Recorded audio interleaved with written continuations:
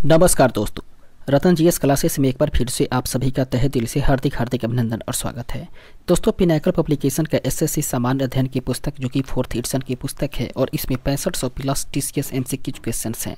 दोस्तों, इसमें जितने भी प्रश्न हैं वे सारे के सारे प्रश्न चैप्टर वाइज हैं और पूर्णतः हिंदी माध्यम में है। इसके साथ ही बात करें तो हर एक प्रश्न का डिटेल एक्सप्लेनेशन भी दिया हुआ है और इसमें लेटेस्ट अर्थात फरवरी 2023 तक के प्रश्न को भी इसमें शामिल किया गया है। बात करें कि यह पुस्तक किस किस एग्जाम को कवर करने वाली है तो यह है दोस्तों SSC CGL, SSC CPU, SSC CHSL, SSC JE, SSC MTS, SSC GD, इसके अलावा steno, Delhi police, selection post और भी जितनी सरकारी एग्जाम्स हैं, विशेषकर वनडे एग्जाम्स, उन सभी तमाम परीक्षा को यह पुस्तक कवर करने वाली है। दोस्तों, एक बार इसके विषय सूची को देखें तो इसके विषय सूची को देखने से स्पष्ट होता है कि इसमें कुल मिलाकर के 9 अध्याय हैं और 9वां अध्याय जो है वो है दोस्तों करंट अफेयर्स का। और इसमें हम लोग करंट अफेयर्स की जानकारी प्राप्त नहीं करेंगे, करंट अफेयर्स का हम लोग अलग से पढ़ाई करेंगे किसी दूसरे माध्यम से। फिलहाल बचे हुए 8 अध्याय के बारे में बात करें तो इसमें हम लोग स्टैटिक जीके को पूर्ण रूप से कंप्लीट कर चुके हैं। इसके अलावा इतिहास, राज्य व्यवस्था, भूगोल, भौतिक विज्ञान और जीव विज्ञान यहाँ तक हम लोग पूर्ण रूप से कवर कर चुके हैं। और बचा हुआ सेगमेंट है हम लोग का केमिस्ट्री, रसायन विज्ञान और अर्थशास्त्र। अर्थशास्त्र में भी हम लोग 2 लेसन को या 2 वीडियो को कवर कर चुके हैं और आज हम लोग दोस्तों अर्थशास्त्र के बचे हुए सेगमेंट को पूरा करने का प्रयास करेंगे। दोस्तों, एक बार हम लोग अर्थशास्त्र के विषय सूची को देखें तो अर्थशास्त्र के जितने भी अध्याय हैं उसमें हम लोग कुल मिलाकर बात करें तो 5 अध्याय को हम लोग पूर्ण रूप से कंप्लीट कर चुके हैं। और आज के सेशन में दोस्तों हम लोग बात करने वाले हैं 6ठा अध्याय और इसके अलावा 7वां, 8वां, 9वां, 10वां, 11वां और हम लोग 12वें अध्याय तक हम लोग आज पढ़ाई करने का प्रयास करेंगे। फिलहाल दोस्तों हम लोग आगे बढ़ेंगे और बात करेंगे बचे हुए सेक्शंस के बारे में। अर्थात जो 6ठा अध्याय हम लोग का रहने वाला है वो होने वाला है दोस्तों नवरत्न, महारत्न और पीएसयू के बारे में जानकारी प्राप्त करेंगे। आइए दोस्तों शुरू करते हैं आज के सेशन को। आज के सेशन का पहला प्रश्न और कुल मिलाकर बात करें तो 282 नंबर क्वेश्चन है कि भारत के सार्वजनिक क्षेत्र के उद्यमों में ओएनजीसी तेल एवं प्राकृतिक गैस निगम की डैश सहायक कंपनी है। दोस्तों, वो सहायक कंपनी है विदेश। ऑप्शन नंबर बी इसका राइट आंसर हो जाएगा, विदेश। इसके डिस्क्रिप्शन को देखें तो इसका डिस्क्रिप्शन है कि ओएनजीसी विदेश लिमिटेड भारतीय सार्वजनिक क्षेत्र के उद्यम तेल और प्राकृतिक गैस निगम की एक सहायक कंपनी है और यह भारत की ऊर्जा सुरक्षा के लिए विश्व स्तर पर काम कर रही है। दोस्तों, इसने अब तक बात करें तो कुल मिलाकर के 17 देशों में अपना कारोबार का विस्तार भी किया हुआ है। इसके बाद में अगले प्रश्न को देखें तो 283 नंबर क्वेश्चन है, निम्नलिखित में से कौन सा सार्वजनिक क्षेत्र उद्यम महारत्न की श्रेणी में आता है? वह दोस्तों Steel Authority of India Limited. Option number B इसका सही आंसर हो जाएगा, Steel Authority of India Limited. इसके डिस्क्रिप्शन को देखें तो इसका डिस्क्रिप्शन है कि Steel Authority of India Limited एक महारत्न कंपनी है और भारत में कुल मिलाकर बात करें तो 11 महारत्न कंपनियां हैं। इसके अलावा बात करें दोस्तों अगले प्रश्न के बारे में तो 284 नंबर क्वेश्चन है, निम्नलिखित में से कौन सा युग्म गलत सुमेलित है? दोस्तों, यदि गलत सुमेलन की बात करें तो वो है हिंदुस्तान एरोनॉटिक्स लिमिटेड नवरत्न कंपनी नहीं है, तो ऑप्शन नंबर बी इसका राइट आंसर होगा। सॉरी दोस्तों, इसका जो सही आंसर हो जाएगा वो हो जाएगा एयरपोर्ट अथॉरिटी ऑफ इंडिया, ये नवरत्न कंपनी नहीं है, अर्थात ऑप्शन नंबर सी इसका सही आंसर होगा। अर्थात ये जो सुमेलन है वो सही नहीं है। इसके अलावा देखते हैं इसके डिस्क्रिप्शन को तो इसका डिस्क्रिप्शन है कि एयरपोर्ट अथॉरिटी ऑफ इंडिया ये नवरत्न नहीं है, अर्थात सरकार ने सभी सार्वजनिक क्षेत्र के उपक्रमों को मुख्य रूप से 3 श्रेणियों में जैसे कि महारत्न, नवरत्न और मिनी रत्न में विभाजित किया हुआ है और भारतीय विमानपत्तन प्राधिकरण जो है वो एक मिनी रत्न है। इसके अलावा अगले प्रश्न को देखते हैं 285 नंबर क्वेश्चन, निम्नलिखित में से कौन भारतीय बहुराष्ट्रीय कंपनी नहीं है? वह है दोस्तों यूनिलीवर। ऑप्शन नंबर बी इसका राइट आंसर हो जाएगा, यूनिलीवर। इसका डिस्क्रिप्शन है कि यूनिलीवर यह हिंदुस्तान यूनिलीवर लिमिटेड अर्थात HUL एक ब्रिटिश डच निर्माण कंपनी है और यूनिलीवर के पास अब कंपनी में 67.25% हिस्सेदारी है। दोस्तों, यह एक भारतीय कंपनी नहीं, एक बहुराष्ट्रीय कंपनी है। इसके अलावा बात करें तो MNC का अर्थ है मल्टीनेशनल कंपनी, अर्थात एक कंपनी जिसका कई देशों में कारोबार चल रहा है। इसके अलावा 286 नंबर क्वेश्चन, निम्नलिखित में से कौन एक नवरत्न कंपनी नहीं है? दोस्तों, जो एक नवरत्न कंपनी नहीं है वो है steel Authority of India Limited. Option number D इसका राइट आंसर होगा। इसका डिस्क्रिप्शन है कि Steel Authority of India limited अर्थात सेल SAIL ये भारत में सबसे बड़ी स्टील बनाने वाली कंपनी है और देश के केंद्रीय सार्वजनिक क्षेत्र के उद्यमों के 7 महारत्नों में से एक है। इसके अलावा नेक्स्ट क्वेश्चन 287 नंबर क्वेश्चन की सार्वजनिक क्षेत्र के निम्नलिखित में से किस उपक्रम को फरवरी 2013 में महारत्न का दर्जा प्रदान किया गया था? वह है दोस्तों भेल, BHEL, ऑप्शन नंबर ए इसका राइट आंसर होगा। इसके डिस्क्रिप्शन को देखें तो इसका डिस्क्रिप्शन है कि भारत हैवी इलेक्ट्रिकल्स लिमिटेड अर्थात भेल BHEL और gas authority of India limited अर्थात जेल GAIL को फरवरी 2013 ईस्वी में महारत्न का दर्जा दिया गया था। इसके अलावा बात करें तो भारत में कुल मिलाकर के 11 महारत्न कंपनियां हैं और इनमें राज्य संचालित पावर फाइनेंस कॉरपोरेशन PFC नवीनतम है, जबकि NTPC, ONGC, सेल, भेल, इसके अलावा बात करें तो IOCL, HPCL, इसके अलावा CIL, गेल, BPCL और power grid corporation of India शामिल हैं। इसके अलावा अगला प्रश्न है 288 नंबर क्वेश्चन के निम्नलिखित में से कौन सी कंपनी नवरत्न कंपनी है? दोस्तों नवरत्न कंपनी की बात करें तो वो कंपनी है engineers India Limited, option number D इसका राइट आंसर होगा। आगे बढ़ते हैं और देखते हैं इसके डिस्क्रिप्शंस को। इसका डिस्क्रिप्शन है कि इंजीनियर्स इंडिया लिमिटेड निम्नलिखित के रूप में 14 नवरत्न PCSI है, सॉरी दोस्तों नवरत्न CPSE है। इसके अलावा बात करें तो BEL, CCIL और EIL, HAL, MTNL, नाल्को, इसके अलावा NBCC, NMDC, NLCIL, OIL, PFC, इसके अलावा RINL, RIC और ACI है। इसके बाद में अगले जो टॉपिक है दोस्तों इसके बारे में हम लोग बात करेंगे। ये टॉपिक है हम लोग का अंतर्राष्ट्रीय संगठन से संबंधित। इसमें हम लोग अंतर्राष्ट्रीय संगठन से संबंधित जानकारी को प्राप्त करेंगे। पहला प्रश्न कुल मिलाकर बात करें तो 289 नंबर क्वेश्चन है कि संयुक्त राष्ट्र के सतत विकास लक्ष्यों के संदर्भ में निम्नलिखित में से कौन सा SDG 10 है? इसके बारे में बात करें दोस्तों तो वह है असमानताओं में कमी, ऑप्शन नंबर बी इसका राइट आंसर होगा। इसके डिस्क्रिप्शन को देखें तो इसका डिस्क्रिप्शन है कि असमानताओं में कमी ये सतत विकास लक्ष्य 10 कम असमानता के बारे में है और वर्ष 2015 में संयुक्त राष्ट्र के द्वारा स्थापित 17 सतत विकास लक्ष्यों में से एक है। पूरा शीर्षक है दोस्तों देशों के भीतर और देशों के बीच असमानता कम करें। 2030 तक 10 लक्ष्य हासिल करने का लक्ष्य भी निर्धारित हुआ है। इसके बाद में अगला प्रश्न है दोस्तों 290 नंबर क्वेश्चन की UNDP का मानव विकास विवरण अर्थात ह्यूमन डेवलपमेंट रिपोर्ट HRD किन 3 संकेतों को संयोजित करके विकास का माप करता है? इसके बारे में बात करें तो ये करता है दोस्तों स्वास्थ्य, शिक्षा और जीवन स्तर को मापदंड मान करके, ऑप्शन नंबर डी सी इसका सही आंसर होगा।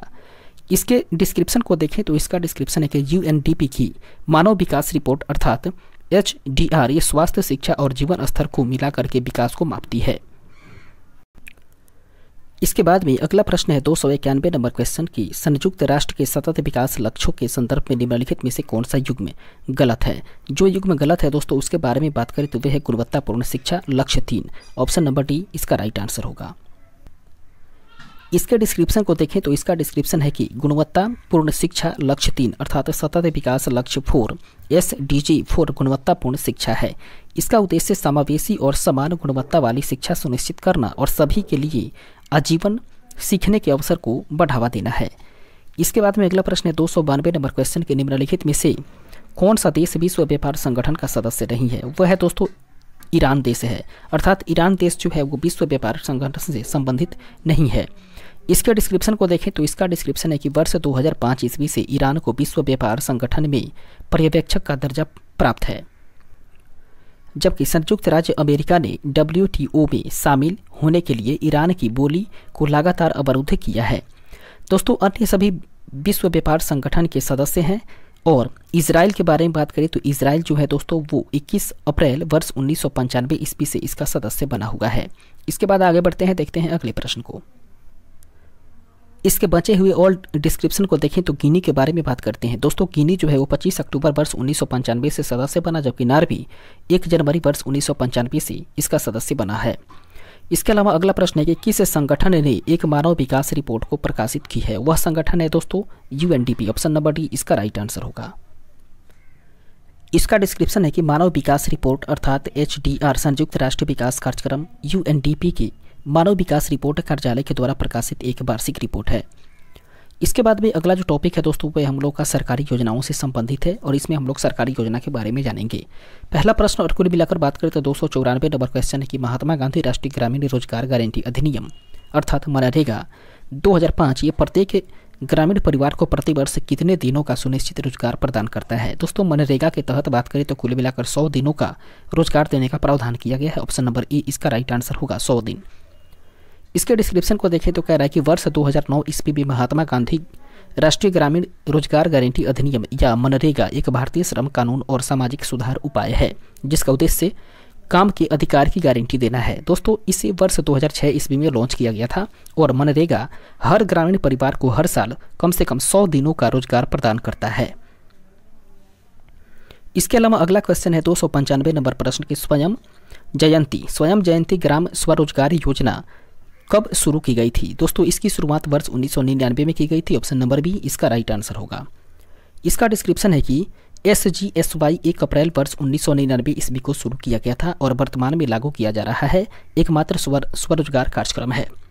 इसके अलावा बात करें तो इस योजना के तहत हमारे देश के ग्रामीण क्षेत्रों में बड़ी संख्या में सूक्ष्म उद्यम स्थापित करके गरीबी उन्मूलन पर ध्यान केंद्रित किया गया था।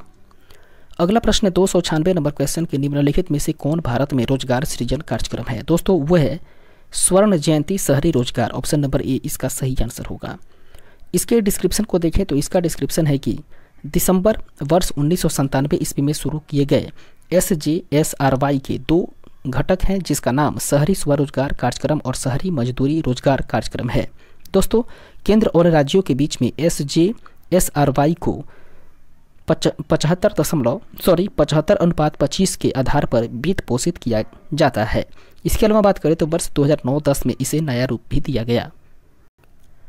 आगे बढ़ते हैं और देखते हैं अगले प्रश्न को 297 नंबर क्वेश्चन प्रधानमंत्री अन्नदाता आय संरक्षण अभियान अर्थात PM आशा में कितने घटक हैं जो कि सरकारी कृषि उपज की कीमत और दक्षता के लिए नीति भंडारण और अपव्यय और रिसाव को कम करने और वित्तीय लाभ कमाने के लिए बचत करते हैं। इसके बारे में बात करें तो दोस्तों वो है 3 है। ऑप्शन नंबर बी इसका राइट आंसर हो जाएगा 3। इसके डिस्क्रिप्शन को देखें तो कह रहा है कि PM आशा योजना के 3 घटक हैं और राज्य उनमें से चुन सकते हैं। दोस्तों ये 3 घटक खाद्य और सार्वजनिक वितरण विभाग की मौजूदा योजनाओं के पूरक है। इसके अलावा बात करें तो गेहूं, धान और अन्य अनाज और मोटे अनाज से संबंधित योजनाएं जहां खरीद MSP पर है। इसके अलावा अगला क्वेश्चन है 298 नंबर प्रश्न मिशन इंद्रधनुष भारत सरकार की एक पहल के साथ जुड़ा हुआ है। दोस्तों मिशन इंद्रधनुष की बात करें तो ये टीकाकरण के साथ जुड़ा हुआ है। ऑप्शन नंबर ए इसका सही आंसर हो जाएगा टीकाकरण। इसके डिस्क्रिप्शन को देखें तो इसका डिस्क्रिप्शन है कि मिशन इंद्रधनुष का लक्ष्य 2020 तक उन सभी बच्चों को कवर करना है जिन्हें या तो टीका नहीं लगाया गया है या टीके से बचाव योग्य बीमारी के खिलाफ आंशिक रूप से टीका लगाया गया है। इसके अलावा बात करें तो भारत का सार्वभौमिक टीकाकरण कार्यक्रम अर्थात UIP सालाना 26 मिलियन बच्चों को 12 जानलेवा बीमारियों के खिलाफ मुफ्त टीके प्रदान करता है। 299 नंबर प्रश्न की बात करें दोस्तों तो प्रश्न है कि प्रधानमंत्री आवास योजना का लक्ष्य हर व्यक्ति को वर्ष कब तक आवास प्रदान करना है। दोस्तों बात करें तो मुख्यमंत्री आवास योजना के तहत या इसके लक्ष्य के तहत हर व्यक्ति को वर्ष 2022 तक आवास प्रदान करना है। ऑप्शन नंबर बी इसका सही आंसर होगा।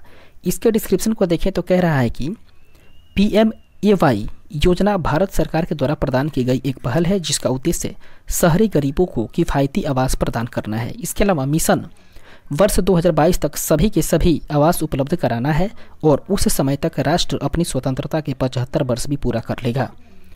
इसके बाद में 300 नंबर क्वेश्चन है कि निम्नलिखित में से किस मंत्रालय ने मध्याह्न भोजन योजना को लागू किया है। दोस्तों मध्याह्न भोजन योजना को लागू करने वाले मंत्रालय की बात करें तो वो है मानव संसाधन विकास मंत्रालय। ऑप्शन नंबर सी इसका राइट आंसर होगा। इसके डिस्क्रिप्शन को देखें तो इसका डिस्क्रिप्शन है कि मानव संसाधन और विकास मंत्रालय मध्याह्न भोजन योजना लागू कर रहा है। मध्याह्न भोजन योजना भारत सरकार का एक स्कूल भोजन कार्यक्रम है जिसे देश भर में स्कूली बच्चों की पोषण स्थिति को बेहतर बनाने के लिए ही डिजाइन किया गया है। इसके अलावा अगला क्वेश्चन 301 नंबर प्रश्न के प्रधानमंत्री श्रम योगी योजना कब या किसके द्वारा शुरू की गई थी। दोस्तों प्रधानमंत्री श्रम योगी योजना की बात करें तो इसे नरेंद्र मोदी के द्वारा शुरू किया गया था। ऑप्शन नंबर डी इसका राइट आंसर होगा नरेंद्र मोदी। इसका डिस्क्रिप्शन है कि प्रधानमंत्री नरेंद्र मोदी ने 5 मार्च वर्ष 2019 ईस्वी को गुजरात के गांधीनगर से प्रधानमंत्री श्रम योगी मानधन योजना असंगठित क्षेत्र के लिए एक मेगा पेंशन योजना का शुभारंभ किया। इसके बाद में अगला टॉपिक है दोस्तों हम लोग का पंचवर्षीय योजना। पंचवर्षीय योजना के बारे में बात करें तो पहला प्रश्न और कुल मिलाकर बात करें तो 302 नंबर क्वेश्चन है कि निम्नलिखित विकल्पों में से सही युग्म का चयन करना है। दोस्तों विकल्प को देखते हैं और सही युग्म का चयन करते हैं। इसमें जो सही युग्म है दोस्तों वो है चौथी पंचवर्षीय योजना। ये परिवार नियोजन कार्यक्रम से संबंधित है। ऑप्शन नंबर बी इसका राइट आंसर होगा।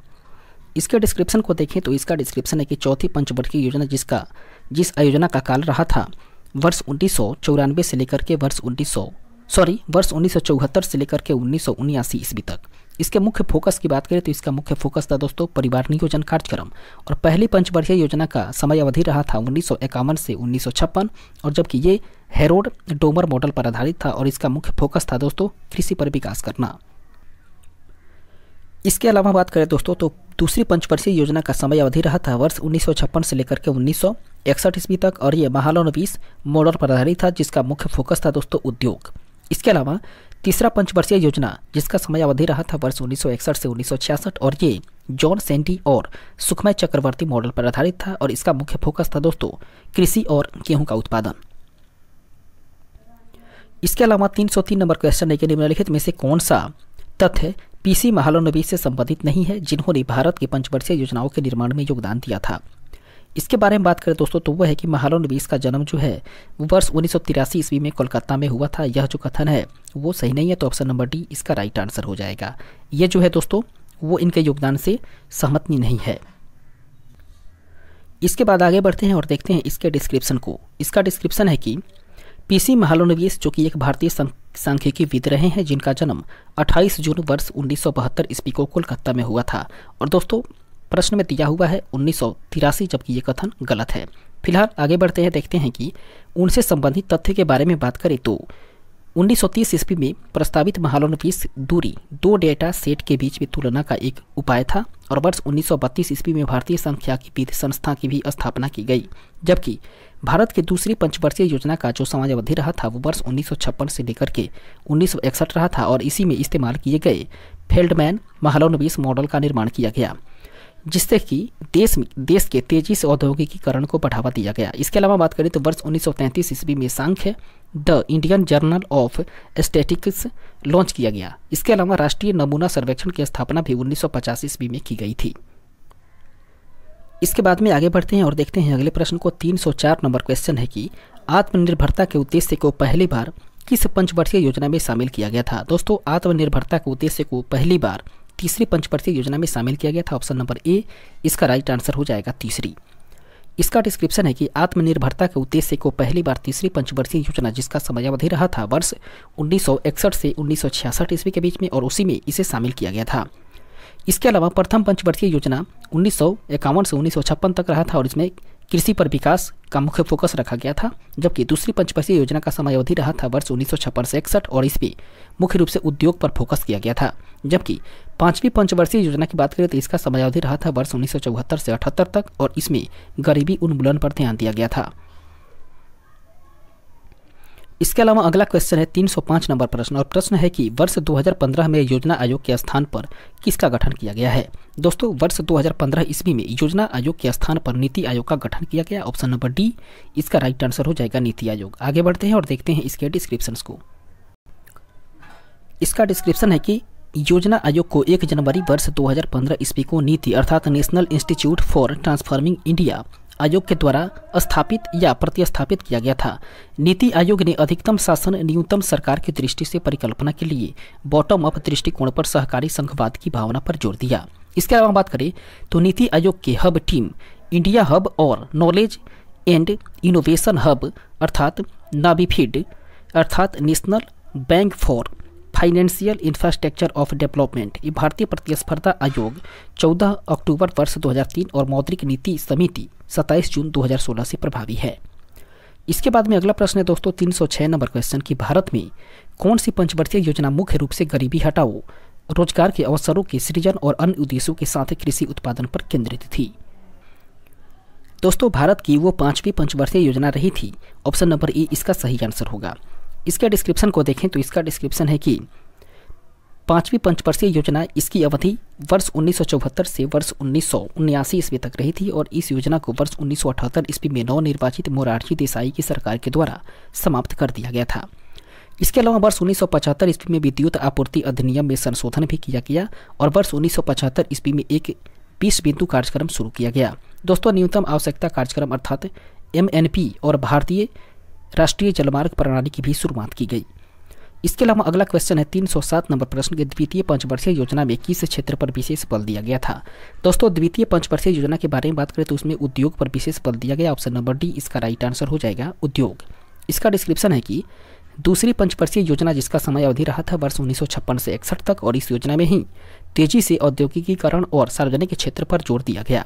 दोस्तों, इसे PC महालनोबिस के नेतृत्व में तैयार किया गया और नियोजित किया गया था, जबकि इससे त्वरित संरचनात्मक परिवर्तन पर भी जोर दिया गया।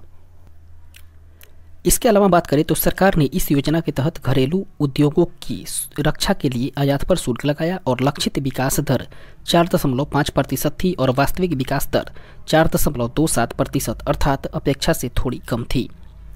इसके बाद में अगला प्रश्न है 308 नंबर क्वेश्चन की, ग्रामीण भूमिहीन श्रम रोजगार गारंटी कार्यक्रम निम्नलिखित में से किस पंचवर्षीय योजना में शुरू किया गया था। दोस्तों, वो किया गया था 6ठी पंचवर्षीय योजना में। ऑप्शन नंबर ए इसका सही आंसर होगा। इसके डिस्क्रिप्शन को देखें तो इसका डिस्क्रिप्शन है कि ग्रामीण भूमिहीन रोजगार गारंटी कार्यक्रम 15 अगस्त वर्ष 1983 ईस्वी को भारत की प्रधानमंत्री इंदिरा गांधी के द्वारा 6ठी पंचवर्षीय योजना के दौरान ही शुरू किया गया था और 6ठी पंचवर्षीय योजना का जो समय अवधि रहा था वो वर्ष 1980 से 1985 ईस्वी तक रहा था और इस योजना ने मूल्य नियंत्रण को समाप्त कर दिया और आर्थिक मुक्ति की शुरुआत की रेखांकित किया। दोस्तों, इसे नेहरूवादी समाजवाद के अंतिम रूप में भी देखा गया। इसके अलावा बात करें तो शिवरामन समिति की सिफारिश पर ही राष्ट्रीय कृषि और ग्रामीण विकास बैंक की भी स्थापना की गई 12 जुलाई 1982 ईस्वी को, जबकि लक्ष्य विकास दर जो था वो था दोस्तों 5.2% और वास्तविक विकास दर था 5.7%, जिसका अर्थ था कि यह एक सफल रही थी या यह एक सफलता प्राप्त की हुई योजना थी। इसके बाद में अगला प्रश्न है 309 नंबर क्वेश्चन की, भारत में रोलिंग प्लान की अवधि क्या रही थी। दोस्तों, भारत में रोलिंग प्लान की अवधि की बात करें तो उसकी अवधि रही थी वर्ष 1978 से 1980 ईस्वी तक। ऑप्शन नंबर डी इसका राइट आंसर होगा। इसका डिस्क्रिप्शन है कि रोलिंग प्लान वर्ष 1978 से 83 ईस्वी तक रही थी और जनता सरकार के द्वारा शुरू किया गया था। दोस्तों, इससे बात करें तो इसने वर्ष 1977-78 में 5वीं पंचवर्षीय योजना, जो कि जिसका समय अवधि रहा था वर्ष 1974 से 79 तक, उसका समाप्त कर दिया और वर्ष 1978 से 83 की अवधि के लिए ही अपनी खुद की 6वीं पंचवर्षीय योजना 80 से 85 तक शुरू की और इसे ही रोलिंग प्लान कहा गया। दोस्तों, इसके केंद्र बिंदु की बात करें तो देश के सकल घरेलू उत्पाद में वृद्धि करना, क्षेत्रीय विकास में असमानताओं को कम करना और बाजार को प्रतिस्पर्धी बनाना इसका मुख्य केंद्र बिंदु रहा था। इसके बाद में अगला क्वेश्चन है 310 नंबर प्रश्न के निम्नलिखित विकल्पों में से कौन सा युग्म सही है, उसको चुनना है। दोस्तों, सही विकल्प है कि 5वीं पंचवर्षीय योजना जो है वो इंदिरा गांधी के समय में रही थी। ऑप्शन नंबर बी इसका राइट आंसर हो जाएगा। इसका डिस्क्रिप्शन है कि प्रथम पंचवर्षीय योजना, जिसका समय अवधि वर्ष 1951 से 56 के बीच में रहा था और ये जवाहरलाल नेहरू के नेतृत्व में थी। दोस्तों, इनके नेतृत्व में वर्ष 1951 ईस्वी में शुरुआत की गई थी, जबकि द्वितीय पंचवर्षीय योजना वर्ष 1956 से 61 तक जवाहरलाल नेहरू के समय में ही रहा था और तीसरा पंचवर्षीय योजना वर्ष 1961 से 66 तक ये भी जवाहरलाल नेहरू के समय में ही था, जबकि योजना अवकाश रहा था दोस्तों वर्ष 1966 से 1969 तक। इसके अलावा जब चौथी पंचवर्षीय योजना रही थी उस समय अवधि था 1969 से 1974, ये इंदिरा गांधी के समय में। 5वीं पंचवर्षीय योजना 74 से 78 इंदिरा गांधी के समय में और रोलिंग प्लान 1978 से 80 ईस्वी तक रहा था, जबकि 6ठी पंचवर्षीय योजना रहा था दोस्तों 80 से 85 तक इंदिरा गांधी के समय में ही और 7वां रहा था 85 से 90 तक राजीव गांधी के समय में। जबकि इसके अलावा अगली बात करें दोस्तों तो इसके बाद में 8वां रहा था दोस्तों 1992 से 97 तक पीवी नरसिम्हा राव के और 9वां 1997 से वर्ष 2002 ईस्वी तक अटल बिहारी वाजपेयी के समय अवधि में, जबकि 10वीं रहा था 2002 से 2007 अटल बिहारी वाजपेयी और मनमोहन सिंह के समय में और 11वां रहा था दोस्तों 2007 से 2012 तक मनमोहन सिंह के समय में और 12वां रहा था वर्ष 2012 से 2017 तक मनमोहन सिंह और नरेंद्र मोदी के समय में। इसके बाद में अगला प्रश्न है दोस्तों 311 नंबर क्वेश्चन, स्थिरता के साथ विकास और आत्मनिर्भरता की प्रगतिशील उपलब्धि किस पंचवर्षीय योजना का उद्देश्य था? वो था दोस्तों चौथी पंचवर्षीय योजना का उद्देश्य। ऑप्शन नंबर सी इसका राइट आंसर हो जाएगा, चौथी। इसका डिस्क्रिप्शन है कि इसे इंदिरा गांधी के प्रधानमंत्रित्व काल में पेश किया गया था और यह गाडली सूत्र पर आधारित था, जबकि सरकार ने 14 प्रमुख भारतीय बैंकों का राष्ट्रीयकरण किया और हरित क्रांति ने कृषि को बढ़ावा दिया। इसके अलावा सूखा प्रभाव क्षेत्र कार्यक्रम भी शुरू किया गया, जबकि लक्षित विकास दर था दोस्तों 5.6%, लेकिन वास्तविक विकास दर ये 3.3% ही रही थी। जोसेफ स्टालिन सोवियत संघ में 5वीं योजना या पंचवर्षीय योजना शुरू करने वाले पहले व्यक्ति थे, जबकि भारत में यूएसएसआर से पंचवर्षीय योजना की विशेषताएं उधार ली गई थी। इसके बाद में आगे बढ़ते हैं और देखते हैं अगले प्रश्न को। 312 नंबर क्वेश्चन की 9वीं और 10वीं पंचवर्षीय योजना के दौरान वास्तविक विकास दर क्रमशः कितनी थी? दोस्तों 9वीं और 10वीं पंचवर्षीय योजना के दौरान यदि वास्तविक विकास दर की बात करें तो वे क्रमशः 5.4% और 7.6% रहा था। ऑप्शन नंबर ए इसका सही आंसर होगा। इसके डिस्क्रिप्शन को देखें तो इसका डिस्क्रिप्शन है कि योजना आयोग 15 मार्च 1950 ईस्वी तथा प्रथम पंचवर्षीय योजना की बात करें दोस्तों तो वर्ष 1991 से 56 में 3.6% की वृद्धि दर प्राप्त की थी, जबकि प्रथम सभापति प्रधानमंत्री जवाहरलाल नेहरू और उपसभापति गुलजारी लाल नंदा थे। इसके अलावा बात करें तो उच्चतम विकास दर 10वां था, जबकि भारतीय आर्थिक नियोजन के जनक ये मोक्षगुंडम विश्वेश्वरैया थे। इसके बाद अगला प्रश्न है 313 नंबर क्वेश्चन के निम्नलिखित में से क्या पंचवर्षीय योजना का लक्ष्य नहीं है? दोस्तों जो पंचवर्षीय योजना का लक्ष्य नहीं है वह है उच्च जनसंख्या वृद्धि। ऑप्शन नंबर ए इसका सही आंसर हो जाएगा। इसके डिस्क्रिप्शन को देखें तो इसका डिस्क्रिप्शन है कि योजना आयोग के कुछ अन्य लक्ष्य हैं दोस्तों, वे हैं आत्मनिर्भर अर्थव्यवस्था, आधुनिक अर्थव्यवस्था, अनेक आर्थिक पहलुओं और असमानताओं को कम करना और इसके अलावा समाज में सामाजिक कल्याण और न्याय को बढ़ावा देना, जबकि आर्थिक स्थिरता और विकास को भी इसमें सम्मिलित किया गया था। इसके अलावा बात करें तो प्रधानमंत्री नेहरू जी ने 15 मार्च वर्ष 1950 ईस्वी को योजना आयोग की स्थापना की थी और इसने भारत की पंचवर्षीय योजनाओं को तैयार किया था। दोस्तों 17 अगस्त वर्ष 2014 ईस्वी को इसे भंग कर दिया गया और इसकी जगह पर नीति आयोग का गठन किया गया। इसके बाद में अगला प्रश्न 314 नंबर क्वेश्चन की प्रथम पंचवर्षीय योजना में निम्नलिखित में से कौन से क्षेत्र पर मुख्य फोकस था?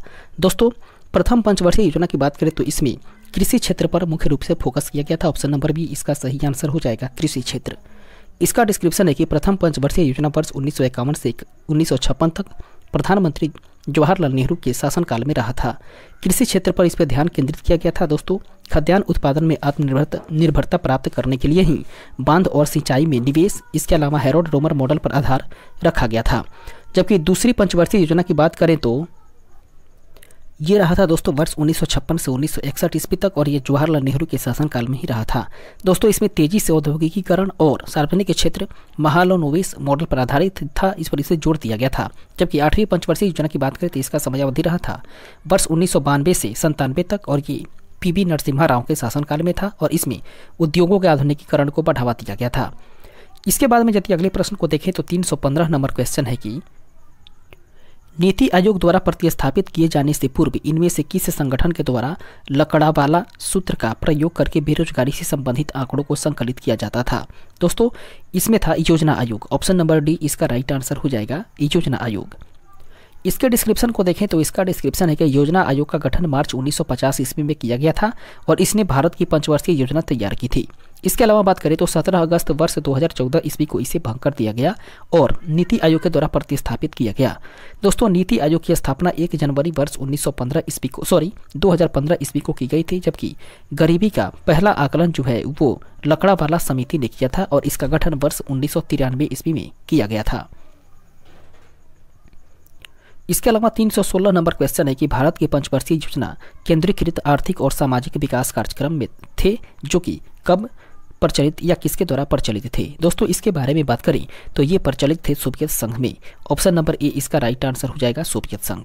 इसके डिस्क्रिप्शन को देखें तो इसका डिस्क्रिप्शन है कि भारत के पंचवर्षीय योजनाएं केंद्रीकृत आर्थिक और सामाजिक विकास कार्यक्रम थी, जो कि सोवियत संघ में अर्थात यूएसएसआर में प्रचलित कार्यक्रमों के बाद तैयार की गई थी। इसके बाद में अगला क्वेश्चन 317 नंबर क्वेश्चन की IPR वर्ष 1956 ईस्वी में भारत के किस पंचवर्षीय योजना का आधार बना था? वह था दोस्तों दूसरी पंचवर्षीय योजना का आधार। ऑप्शन नंबर बी इसका राइट आंसर हो जाएगा, दूसरी। इसका डिस्क्रिप्शन है कि IPR वर्ष 1956 ईस्वी में भारत के दूसरी पंचवर्षीय योजना का आधार बनाया। IPR का मतलब औद्योगिक नीति संकलन है या संकल्प है, जो कि अप्रैल वर्ष 1956 ईस्वी में भारतीय संसद के द्वारा अपनाया गया एक प्रस्ताव है। और इस प्रस्ताव के अनुसार भारत में सामाजिक और आर्थिक नीति का उद्देश्य समाज में समाजवादी पैटर्न की स्थापना करना था। इसके बाद में अगला क्वेश्चन है 318 नंबर प्रश्न की 12वीं पंचवर्षीय योजना की अवधि रही थी। दोस्तों 12वीं पंचवर्षीय योजना की अवधि रही थी वर्ष 2012 से 2017 ईस्वी तक। ऑप्शन नंबर ए इसका राइट आंसर होगा।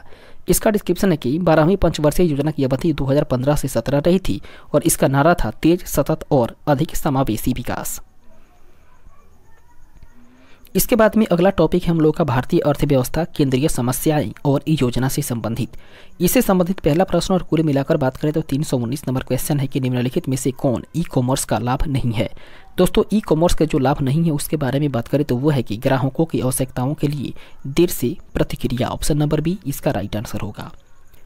इसके डिस्क्रिप्शन को देखें तो इसका डिस्क्रिप्शन है कि ई कॉमर्स एक बिजनेस मॉडल है जो कि फर्मों और व्यक्तियों को इंटरनेट पर चीज़ें खरीदने और बेचने की सुविधा देता है। इससे लाभ की बात करें दोस्तों तो ये बढ़ी हुई उत्पादकता और सही प्रतिस्पर्धा, वैश्विक बाजार, उत्पादन वितरण श्रृंखला में कटौती, व्यापार को आसानी से और सरलता से प्रतिबंधित करना, ये इस सारे के सारे इसका लाभ है। जबकि इसके नुकसान की बात करें दोस्तों तो धोखाधड़ी वाली वित्तीय लेन देन की संभावना और संवेदनशील वित्तीय जानकारी का नुकसान पहुंचाना है इसका नुकसान। इसके बाद में अगला क्वेश्चन है 320 नंबर प्रश्न है कि निम्नलिखित में से कौन सा ई कॉमर्स का वर्गीकरण नहीं है? दोस्तों जो ई कॉमर्स का वर्गीकरण नहीं है वो है D2D अर्थात distributor to distributor. Option number B इसका राइट आंसर होगा। इसके डिस्क्रिप्शन को देखें तो इसका डिस्क्रिप्शन है कि D2D अर्थात distributor to distributor e commerce के प्रकारों में B2C अर्थात बिजनेस टू कंज्यूमर, इसके अलावा B2B अर्थात बिजनेस टू बिजनेस, C2C अर्थात कंज्यूमर टू कंज्यूमर और P2P अर्थात पीयर टू पीयर, और इसके अलावा बात करें तो M अर्थात कॉमर्स, मोबाइल कॉमर्स, ये सारे के सारे शामिल हैं। जबकि ई कॉमर्स के उदाहरण की बात करें तो इसमें हो जाएगा दोस्तों अमेजोन, फ्लिपकार्ट, eBay, इसके अलावा फीवेयर, यूपी वर्क, इसके अलावा OLX, क्विकर, ये सारे के सारे हैं। इसके बाद में अगला प्रश्न है दोस्तों 321 नंबर क्वेश्चन, निम्नलिखित में से कौन सा कथन सही है? देखते हैं हम लोग कथन को और चूज करते हैं कि इनमें से कौन सा कथन सही है। पहला कथन है कि परिवार कल्याण कार्यक्रम ने अनिवार्य आधार पर जिम्मेदार और योजनाबद्ध पितृत्व को बढ़ावा देने की मांग की है। यह कथन सही नहीं है। दूसरा कथन है कि राष्ट्रीय जनसंख्या नीति 2000 ईस्वी 14 वर्ष की आयु तक मुफ्त और अनिवार्य शिक्षा प्रदान करने के लिए एक नीतिगत ढांचा प्रदान करती है, जो कि बिल्कुल सही कथन है। इस तरीके से देखते हैं केवल कथन तो सही है, तो ऑप्शन नंबर सी इसका राइट आंसर होगा। इसके डिस्क्रिप्शन को देखें तो इसका डिस्क्रिप्शन है कि परिवार कल्याण कार्यक्रम अर्थात वर्ष 1951 ईस्वी में शुरू किया गया था और स्वैच्छिक अर्थात अनिवार्य आधार पर ही नहीं और परिवार नियोजन विधियों के मुक्त विकल्प के माध्यम से जिम्मेदार और नियोजित पितृत्व को बढ़ावा देना चाहता है। दोस्तों राष्ट्रीय जनसंख्या नीति 2000 ईस्वी के अनुसार 14 वर्ष की आयु तक मुफ्त और अनिवार्य शिक्षा प्रदान करने के लिए ही एक नीतिगत ढांचा प्रदान करती है। इसके बाद में 322 नंबर प्रश्न की बाजार के कार्य उपलब्धता और उपलब्ध श्रमिक के कौशल के बीच बेमेल होने के कारण उत्पन्न होने वाली बेरोजगारी क्या कहलाती है? दोस्तों वह बेरोजगारी संरचनात्मक बेरोजगारी कहलाती है। ऑप्शन नंबर बी इसका राइट आंसर होगा। इसका डिस्क्रिप्शन है कि संरचनात्मक बेरोजगारी बाजार में उपलब्ध नौकरियों और बाजार में उपलब्ध श्रमिकों के कौशल के बीच बेमेल से उत्पन्न बेरोजगारी है। इसके अलावा यदि मौसमी बेरोजगारी की बात करें तो वर्ष के कुछ मौसमों के दौरान होती है, जबकि घर्षण बेरोजगारी की बात करें तो ये खोज बेरोजगारी ही कही जाती है और ये तब होती है जब श्रमिक अपनी वर्तमान नौकरी को खो देते हैं और दूसरी नौकरी खोजने की प्रक्रिया में होते हैं। इसके अलावा यदि प्रच्छन्न बेरोजगारी की बात करें दोस्तों तो ये वास्तविक आवश्यकता से अधिक लोग काम कर रहे होते हैं। इसके बाद में अगला प्रश्न 323 नंबर क्वेश्चन है कि भारत के विदेशी व्यापार के संबंध में किस वर्ष को विभाजित या विभाजन का वर्ष कहा जाता है? दोस्तों वह वर्ष है वर्ष 1991। ऑप्शन नंबर बी इसका सही आंसर होगा। इसका डिस्क्रिप्शन है कि भारत ने वर्ष 1991 ईस्वी में आर्थिक सुधार देखा और इसलिए इसे भारत के विदेशी व्यापार के संबंध में विभाजन का वर्ष माना जा सकता है। इसके अलावा उदारीकरण की बात करें तो नीतियों को आर्थिक गतिविधियों में बाधा कम करने और टैरिफ में कमी या गैर टैरिफ बाधाओं को हटाने की प्रक्रिया है। जबकि निजीकरण की बात करें तो ये संपत्ति या व्यवसाय के स्वामित्व का सरकार से निजी स्वामित्व वाली संस्था को स्थानांतरित करना है। जबकि वैश्वीकरण के बारे में बात करें तो ये राष्ट्र राज्यों की राजनीतिक सीमाओं के आगे आर्थिक गतिविधि का विस्तार करना है। इसके बाद में 324 नंबर क्वेश्चन है, भारत सरकार ने किस वर्ष में व्यापक परिवार नियोजन कार्यक्रम शुरू किया? दोस्तों, भारत सरकार के द्वारा वर्ष 1952 ईस्वी में व्यापक परिवार नियोजन कार्यक्रम की शुरुआत की गई। ऑप्शन नंबर सी इसका सही आंसर होगा। इसका डिस्क्रिप्शन है कि भारत दुनिया का पहला ऐसा देश था जिसने वर्ष 1952 ईस्वी में परिवार नियोजन के लिए एक राष्ट्रीय कार्यक्रम शुरू किया था, जिसका उद्देश्य था दोस्तों कम प्रजनन दर, आर्थिक विकास को बढ़ावा देने के साधन के रूप में धीमी जनसंख्या वृद्धि और 2 बच्चों के मानदंड को बढ़ावा देने के लिए दिया गया नारा, और ये नारा था दोस्तों हम तो हमारे दो। इसके बाद अगला प्रश्न है 225 नंबर क्वेश्चन की भारतीय अर्थव्यवस्था के संदर्भ में योजना बनाने के लक्ष्य के रूप में आधुनिकीकरण का उद्देश्य क्या नहीं था? दोस्तों, वह जो उद्देश्य वो नहीं था कि पश्चिमी जीवन शैली अपनाना। ऑप्शन नंबर ए इसका सही आंसर होगा। इसके डिस्क्रिप्शन को देखें तो इसका डिस्क्रिप्शन है कि पश्चिमी जीवन शैली अपनाना ये इसका उद्देश्य नहीं रहा था, अर्थात आधुनिकीकरण किसी चीज़ को नवीनतम बनाने या उसे समकालीन व्यवस्था में काम करने की प्रक्रिया है। जबकि अगला क्वेश्चन है 326 नंबर प्रश्न के निम्नलिखित में से क्या स्वयं सहायता समूह की एक विशेषता है? दोस्तों, स्वयं सहायता समूह की एक विशेषता की बात करें तो वह है समूह ऋण वसूली का ध्यान रखता है। ऑप्शन नंबर ए इसका सही आंसर होगा। इसके डिस्क्रिप्शन को देखें तो इसका डिस्क्रिप्शन है कि समूह ऋण वसूली का ध्यान रखता है।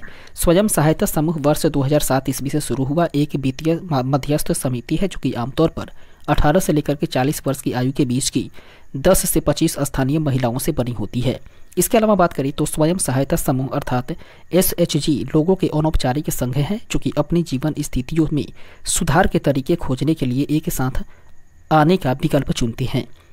इसकी विशेषता की बात करें दोस्तों तो इसकी विशेषता है कि सामूहिक नेतृत्व और आपसी चर्चा के माध्यम से संघर्षों को हल करने के लिए ही इसका निर्माण किया गया या इसका निर्माण होता है या इसमें लोग शामिल होते हैं। इसके अलावा बात करें तो समूह ऋण वसूली का भी ध्यान रखता है और बाजार संचालित दरों पर ही समूह के द्वारा तय की गई शर्तों के साथ में संपार्श्विक मुक्त ऋण प्रदान करता है। इसके अलावा 327 नंबर प्रश्न के भारत में लाइसेंसिंग नीति का उद्देश्य क्या है? दोस्तों, भारत में लाइसेंसिंग नीति का उद्देश्य है कि क्षेत्रीय समानता को बढ़ावा देना। ऑप्शन नंबर डी इसका राइट आंसर होगा।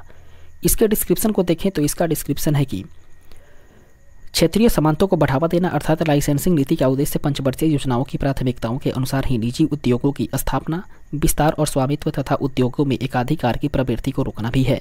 भारत में इसे पहली बार वर्ष 1970 ईस्वी में लागू किया गया था और वर्ष 1991 ईस्वी में लाइसेंसिंग की काफ़ी हद तक समाप्त भी कर दिया गया था। इसके बाद में अगला प्रश्न है 328 नंबर क्वेश्चन, वर्ष 2005 ईस्वी में PSU के विनिवेश आय से प्राप्त धन को चैनलाइन करने के लिए निम्नलिखित में से कौन सा फंड या कोष बनाया गया था? दोस्तों, वह फंड था राष्ट्रीय निवेश कोष। ऑप्शन नंबर बी इसका सही आंसर होगा। इसका डिस्क्रिप्शन है कि सरकार ने नवंबर 2005 ईस्वी में राष्ट्रीय निवेश कोष अर्थात NIF का गठन किया था, जिससे कि केंद्रीय सार्वजनिक क्षेत्र के उद्यमों के विनिवेश से प्राप्त आय को चैलेंज किया जाना था। विनिवेश की बात करें दोस्तों तो जब सरकारी या संगठन संपत्ति या सहायक कंपनियों को बेचते हैं या उसका परिसमापन करते हैं। सार्वजनिक निधि का अर्थ होता है दोस्तों कि किसी सार्वजनिक संस्था के द्वारा विनियोग, कर, शुल्क, ब्याज या निवेश पर अन्य रिटर्न से प्राप्त कोई भी धन एक निवेश भविष्य की आय उत्पन्न करने के लिए उपयोग किए जाने वाली किसी भी यंत्र को संदर्भित कर सकता है। दोस्तों, इसमें बॉन्ड, स्टॉक या रियल एस्टेट संपत्ति इत्यादि की खरीद भी शामिल है। इसके अलावा अगला क्वेश्चन है 329 नंबर प्रश्न की आर्थिक मामलों की मंत्रिमंडल समिति CCEA ने डैश आयोग की सिफारिशों के अनुरूप विपणन सीजन वर्ष 2021-22 के लिए सभी अनिवार्य रबी फसलों के लिए न्यूनतम समर्थन मूल्य अर्थात MSP में वृद्धि को मंजूरी दी है। वह है दोस्तों स्वामीनाथन आयोग ही ऐसा मंजूरी दिया है। ऑप्शन नंबर सी इसका राइट आंसर हो जाएगा, स्वामीनाथन। इसका डिस्क्रिप्शन है कि स्वामीनाथन आयोग के बारे में बात करें दोस्तों तो प्रोफेसर SS स्वामीनाथन की अध्यक्षता में ही राष्ट्रीय किसान आयोग अर्थात NCF का गठन 18 नवंबर वर्ष 2014 ईस्वी को किया गया था। इसके अलावा कोठारी आयोग जो कि राष्ट्रीय शिक्षा आयोग के नाम से भी जाना जाता है, वो भारत में शिक्षा के सामान्य पैटर्न को विकसित करने और भारत में शिक्षा के विकास के लिए दिशा निर्देश और नीतियों की सलाह देने के लिए ही भारत में भारत में शैक्षिक क्षेत्रों के सभी पहलुओं की जांच करने के लिए ही भारत सरकार के द्वारा स्थापित एक तदर्थ आयोग था। इसके अलावा बात करें तो वर्ष 1984 ईस्वी के सिख विरोधी दंगों के दौरान निर्दोष सिखों की हत्या की जांच के लिए ही नानावती आयोग नियुक्त किया गया था। इसके अलावा यदि मुखर्जी आयोग की बात करें तो मुखर्जी आयोग वर्ष 1945 ईस्वी में नेताजी सुभाष चंद्र बोस के लापता होने और उसके बाद घटनाक्रम से संबंधित सभी तथ्यों और परिस्थिति की जांच करने के लिए इसका गठन किया गया। इसके बाद में अगला प्रश्न है दोस्तों 330 नंबर क्वेश्चन की एमएसपी अर्थात न्यूनतम समर्थन मूल्य की प्रणाली को पहली बार वर्ष 1966-67 में डैश के लिए पेश किया गया था और बाद में अन्य आवश्यक खाद्य फसलों को शामिल करने के लिए इसका विस्तार किया गया। वह है दोस्तों गेहूं। ऑप्शन नंबर सी इसका राइट आंसर हो जाएगा गेहूं। इसका डिस्क्रिप्शन है कि एमएसपी अर्थात न्यूनतम समर्थन मूल्य की प्रणाली पहली बार वर्ष 1966-67 में गेहूं के लिए पेश की गई थी, जबकि न्यूनतम समर्थन मूल्य अर्थात एमएसपी ये कृषि उत्पादकों को कृषि कीमतों में किसी भी तेज गिरावट के खिलाफ बीमा करने के लिए भारत सरकार के द्वारा बाजार में हस्तक्षेप का एक रूप है। इसके अलावा एमएसपी द्वारा कवर की जाने वाली फसलों में शामिल जो है वो 7 प्रकार के अनाज हैं और वे है दोस्तों धान, गेहूं, मक्का, बाजरा, ज्वार, रागी और जौ। इसके अलावा बात करें तो 5 प्रकार की दालें भी हैं और उसमें है दोस्तों चना, अरहर, उसके अलावा तुआर, उड़द, मूंग और मसूर, जबकि 7 तिलहन है जिसे कि रेसिपीड सरसों भी कहते हैं। इसके अलावा मूंगफली, सोयाबीन, सूरजमुखी तिल, कुसुम, उसके अलावा रमतिल या काला तिल हैं, जबकि 4 व्यावसायिक फसलें हैं और वे है दोस्तों कपास, गन्ना, इसके अलावा खोपरा अर्थात जिसे कि सूखा नारियल कहा जाता है और इसके साथ साथ ही कच्चा जूट भी शामिल है।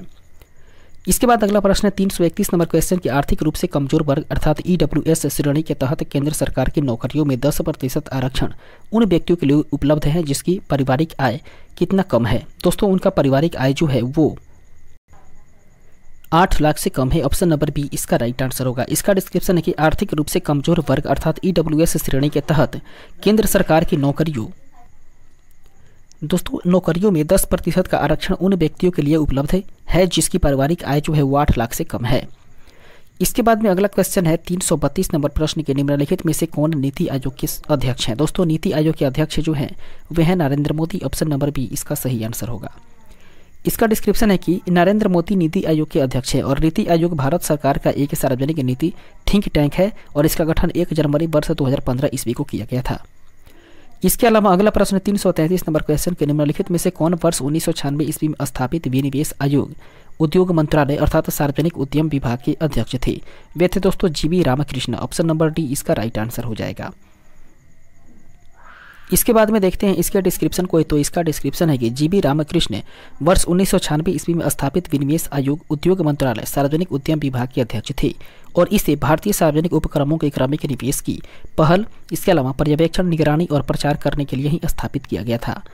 इसके अलावा अगला क्वेश्चन 334 नंबर प्रश्न के निम्नलिखित में से किस अर्थशास्त्री ने हिंदू विकास दर शताब्दी या शब्दावली को गढ़ा था। वह थे दोस्तों राजकृष्ण। ऑप्शन नंबर सी इसका राइट आंसर हो जाएगा राजकृष्ण। इसका डिस्क्रिप्शन है कि शब्दावली हिंदू दर की वृद्धि ये राजकृष्ण के द्वारा गढ़ी गई थी। दोस्तों विकास की हिंदू दर वर्ष 1961 ईस्वी के आर्थिक सुधारों से पहले भारत की आर्थिक या अर्थव्यवस्था की कम वार्षिक विकास दर का जिक्र है, जो कि वर्ष 1950 से 1980 के दशक तक लगभग 3.5% थी, जबकि प्रति व्यक्ति आय ये वृद्धि औसत लगभग 1.3% थी। इसके बाद अगला प्रश्न 335 नंबर क्वेश्चन के निम्नलिखित में से कौन खाद्य सुरक्षा की विशेषता नहीं है। वह है दोस्तों स्वीकार्यता। ऑप्शन नंबर सी इसका राइट आंसर हो जाएगा। इसका डिस्क्रिप्शन है कि स्वीकार्यता खाद्य सुरक्षा की विशेषता नहीं है। खाद्य सुरक्षा की 4 विशेषता हैं। वे हैं दोस्तों उपलब्धता, पहुंच, उपयोग और स्थिरता। इसके बाद अगला क्वेश्चन 336 नंबर प्रश्न की निम्नलिखित में से कौन भारत के फसल के लिए न्यूनतम समर्थन मूल्य की सिफारिश करता है। दोस्तों न्यूनतम समर्थन मूल्य की सिफारिश करने वाले हैं कृषि लागत और मूल्य आयोग। ऑप्शन नंबर ए इसका राइट आंसर होगा। इसका डिस्क्रिप्शन है कि कृषि लागत और मूल्य आयोग अर्थात CACP भारत में 22 फसलों के लिए न्यूनतम समर्थन मूल्य की सिफारिश करता है। नेक्स्ट क्वेश्चन 337 नंबर प्रश्न की औपनिवेशिक भारत के संदर्भ में हारटोग समिति की रिपोर्ट निम्नलिखित में से किस क्षेत्र से संबंधित है? दोस्तों इसका क्षेत्र है शिक्षा क्षेत्र से। ऑप्शन नंबर ए इसका राइट आंसर हो जाएगा, शिक्षा क्षेत्र। इसका डिस्क्रिप्शन है कि शिक्षा वर्ष 1929 ईस्वी में हारटोग समिति ने शिक्षा पर अपनी रिपोर्ट प्रस्तुत की थी और समिति ने कहा कि भारत में लोग एक विशेष स्तर की शिक्षा पूरी करने से पहले अपना स्कूल छोड़ देते हैं। इसके बाद अगला प्रश्न है 338 नंबर क्वेश्चन कि भारत में सार्वजनिक वितरण प्रणाली के बारे में इनकरेक्ट कथन की पहचान करें, अर्थात जो कथन सही नहीं है उसके बारे में बात करना है। दोस्तों जो कथन सही नहीं है वो है कि देश में पीडीएस को वर्ष 2007 से बंद कर दिया गया है। ऑप्शन नंबर डी इसका राइट आंसर होगा। इसके डिस्क्रिप्शन को देखें तो इसका डिस्क्रिप्शन है कि वर्ष 2007 ईस्वी से देश में पीडीएस को बंद कर दिया गया है। इसके अलावा सार्वजनिक वितरण प्रणाली दुकानों की एक सरकार के द्वारा प्रायोजित श्रृंखला है जिसे कि समाज के जरूरतमंद वर्गों को बहुत सस्ते दामों पर बुनियादी खाद्य और गैर खाद्य वस्तुओं को वितरित करने का काम सौंपा गया है। इसके बाद अगला क्वेश्चन 339 नंबर प्रश्न की रेले आयोग वर्ष 1902 ईस्वी में किसको सुधार की या रेले आयोग को सुधार की सिफारिश करने के लिए नियुक्त किया गया था? दोस्तों वो नियुक्त किया गया था शिक्षा व्यवस्था को। ऑप्शन नंबर ए इसका सही आंसर हो जाएगा, शिक्षा व्यवस्था। इसका डिस्क्रिप्शन है कि लॉर्ड कर्जन ने निष्कर्ष निकाला कि धीरे धीरे भारतीय विश्वविद्यालय और कॉलेज सरकार के खिलाफ दुष्प्रभाव या दुष्प्रचार के केंद्र बनते जा रहे हैं, इसलिए उन्होंने सर थॉमस रेले के तहत ही रेले कमीशन नियुक्त किया था। दोस्तों रेले बिल जब एक अधिनियम बन गया तो उसे भारतीय विश्वविद्यालय अधिनियम वर्ष 1914 कहा गया। इसके बाद आगे बढ़ते हैं, अगले प्रश्न को देखते हैं 340 नंबर क्वेश्चन। न्यूनतम समर्थन मूल्य किसके द्वारा घोषित किया जाता है? दोस्तों न्यूनतम समर्थन मूल्य जो है वो घोषित किया जाता है आर्थिक मामलों की कैबिनेट समिति के द्वारा। ऑप्शन नंबर सी इसका राइट आंसर होगा। इसके डिस्क्रिप्शन को देखें तो इसका डिस्क्रिप्शन है कि आर्थिक मामलों की कैबिनेट समिति प्रधानमंत्री श्री नरेंद्र मोदी की अध्यक्षता में ही आर्थिक मामलों की मंत्रिमंडलीय समिति हर साल एमएसपी की घोषणा करती है। दोस्तों न्यूनतम समर्थन मूल्य अर्थात एमएसपी एक कृषि उत्पाद मूल्य है जिसे कि भारत सरकार के द्वारा सीधे किसान से खरीदने के लिए ही निर्धारित किया जाता है। इसके बाद अगला क्वेश्चन 341 नंबर प्रश्न है कि भारत का आर्थिक सर्वेक्षण किसके मार्गदर्शन में तैयार किया जाता है?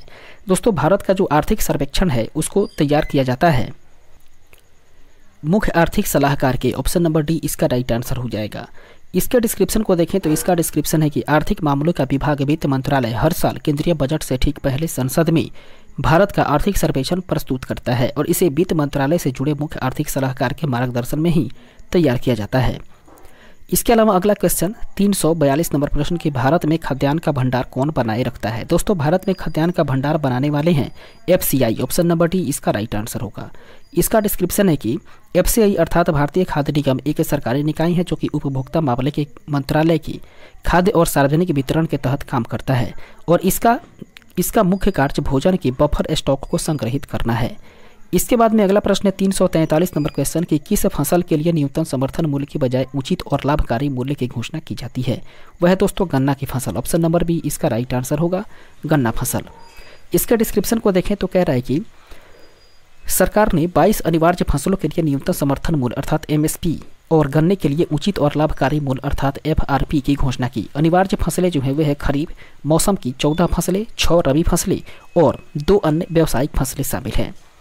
इसके अलावा नेक्स्ट क्वेश्चन 344 नंबर प्रश्न के निम्नलिखित में से किसे विरुद्ध न्यूनतम समर्थन मूल्य किसानों की रक्षा करता है या किसके विरुद्ध न्यूनतम समर्थन मूल्य ये किसानों की रक्षा करता है? दोस्तों न्यूनतम समर्थन मूल्य जो है वो बम्पर उत्पादन के दौरान कीमतों में अत्यधिक गिरावट के विरुद्ध ही किसानों की मदद करता है। ऑप्शन नंबर डी इसका राइट आंसर होगा। इसके बाद में आगे बढ़ते हैं और देखते हैं इसके डिस्क्रिप्शन को। इसका डिस्क्रिप्शन है कि बम्पर उत्पादन के दौरान कीमतों में अत्यधिक गिरावट एमएसपी किसान को गारंटी देता है कि उसका उत्पादन कम से कम उस कीमत पर बेचा जाए जो सरकार के द्वारा पूर्व निर्धारित है। इसलिए बम्पर उत्पादन की स्थिति में किसानों के पास यह सुरक्षा है कि कीमतें नहीं गिरेगी। इसके अलावा अगला प्रश्न है 345 नंबर क्वेश्चन।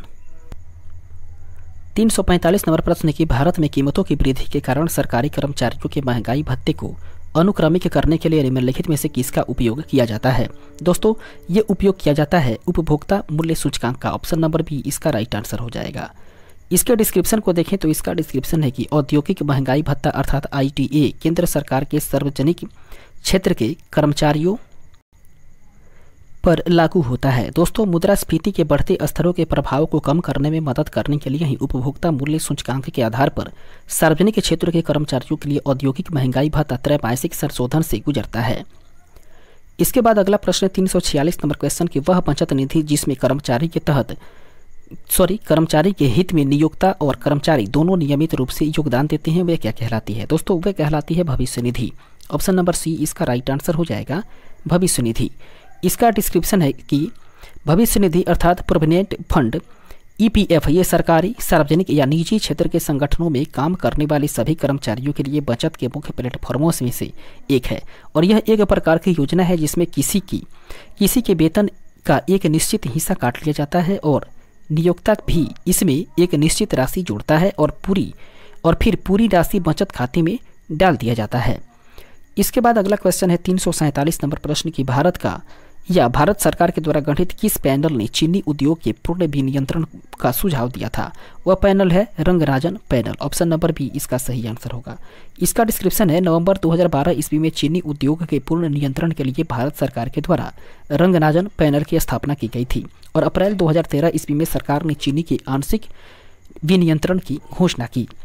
इसके बाद अगला प्रश्न 348 नंबर क्वेश्चन की औद्योगिक उत्पादन की अखिल भारतीय सूचकांक अर्थात आईआईपी की गणना के लिए आधार वित्तीय वर्ष क्या है?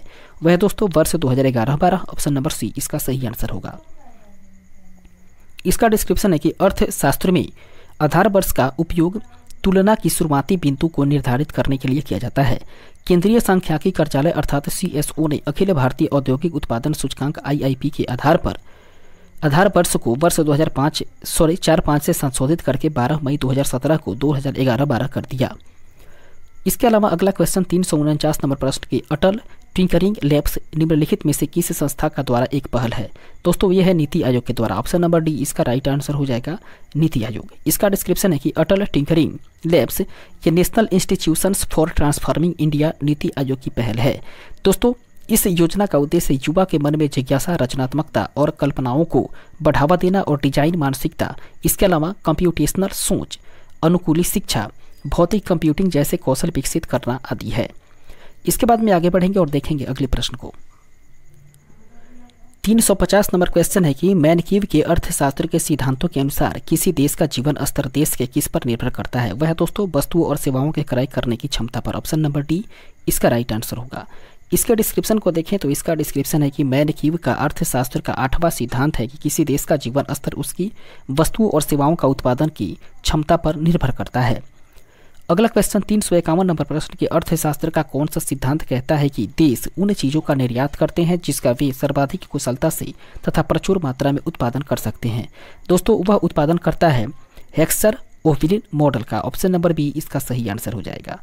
इसका डिस्क्रिप्शन है कि हेक्सर-ओह्लीन मॉडल में कहा गया है कि देश निर्यात करते हैं जो कि वे सबसे अधिक कुशलतापूर्वक और भरपूर उत्पादन कर सकते हैं।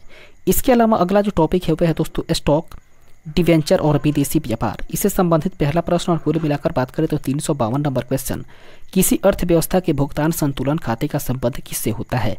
वह है दोस्तों बाह्य क्षेत्र से। ऑप्शन नंबर बी इसका सही आंसर होगा, बाह्य क्षेत्र। इसका डिस्क्रिप्शन है कि बाह्य क्षेत्र अर्थात एक्सटर्नल सेक्टर एक देश की अर्थव्यवस्था का वह हिस्सा है जो अन्य देशों की अर्थव्यवस्थाओं के साथ संपर्क करता है और बाह्य क्षेत्र में निर्यात और आयात ये दोनों शामिल होते हैं। अगला क्वेश्चन 353 नंबर प्रश्न के भारत के निम्नलिखित में से कौन सी वित्तीय संस्थान निवेशकों के हितों की रक्षा करती है और शेयर बाजार के मध्यस्थों के कामकाजों को सुगम बनाती है?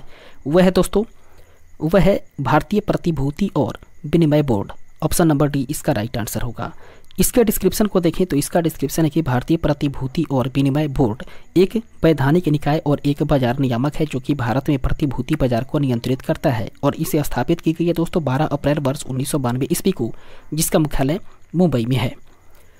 इसके अलावा अगला प्रश्न 354 नंबर क्वेश्चन की BSE अर्थात तत्कालिक बॉम्बे स्टॉक एक्सचेंज का सेंसेक्स शीर्षक वाला सूचकांक शीर्ष डैश कंपनियों के व्यापार की मात्रा और उसके शेयर की कीमतों के मामले में व्यापार का एक सूचकांक है। वह है दोस्तों 30। ऑप्शन नंबर बी इसका राइट आंसर हो जाएगा 30। इसका डिस्क्रिप्शन है कि 30 IBSE अर्थात तत्कालीन बॉम्बे स्टॉक एक्सचेंज का सेंसेक्स शीर्षक वाला सूचकांक व्यापार की मात्रा और उसके शेयर की कीमतों के मामले में शीर्ष 30 कंपनियों का व्यापार का एक सूचकांक है।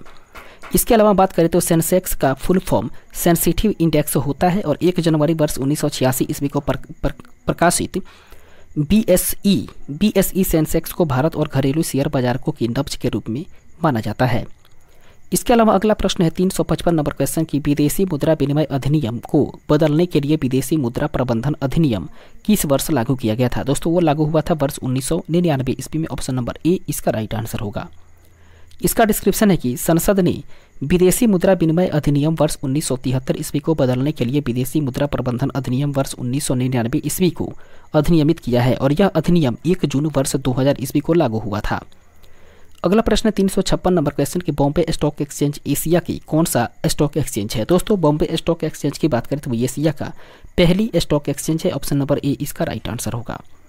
इसका डिस्क्रिप्शन है कि बॉम्बे स्टॉक एक्सचेंज एशिया का पहला स्टॉक एक्सचेंज है और डच ईस्ट इंडिया कंपनी वर्ष 1602 ईस्वी में स्थापित एक निश्चित पूंजी स्टॉक प्राप्त करने वाली पहली संयुक्त स्टॉक कंपनी थी और इसके परिणाम स्वरूप एम्स्टर्डम एक्सचेंज में कंपनी के स्टॉक में निरंतर व्यापार हुआ करता था। अगला प्रश्न 357 नंबर प्रश्न की बॉम्बे स्टॉक एक्सचेंज सोने और डैश में कमोडिटी डेरिवेटिव अनुबंध शुरू करने वाला भारत का पहला स्टॉक एक्सचेंज बन गया। वह है दोस्तों चांदी का। ऑप्शन नंबर बी इसका राइट आंसर होगा, चांदी।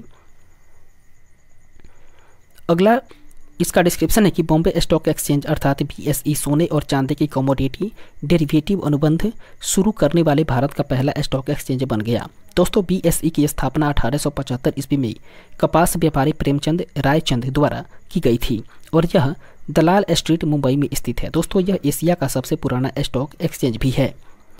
इसके अलावा अगला क्वेश्चन 358 नंबर प्रश्न की डैश एक अर्थव्यवस्था में बहुत कम ब्याज दर की एक स्थिति है जिसमें प्रत्येक आर्थिक एजेंट भविष्य में ब्याज दर के बढ़ने तथा परिणामस्वरूप बॉन्ड की कीमतें घटने जिसके कारण पूंजी की हानि होती है उसकी उम्मीद करता है। वह है दोस्तों तरलता पास। ऑप्शन नंबर डी इसका सही आंसर हो जाएगा, तरलता पास। इसके डिस्क्रिप्शन को देखें तो इसका डिस्क्रिप्शन है कि तरलता पास एक विरोधाभासी आर्थिक स्थिति है जिसमें ब्याज दरें बहुत कम होती है और बचत दरें अधिक होती है जिससे कि आर्थिक नीति अप्रभावी हो जाती है।